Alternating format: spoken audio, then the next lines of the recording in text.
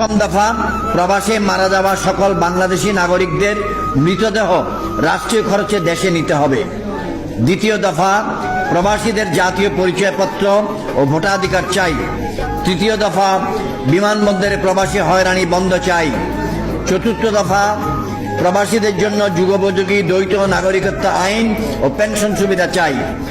পঞ্চম দফা, পাসপোর্ট সংশোধনের সুযোগ সহ দালাল মুক্ত পাসপোর্ট ও দূতাবাস সেবা চাই। ষষ্ঠ দফা, প্রবাসী সুরক্ষা আইন প্রণয়ন ও বাস্তবায়ন চাই।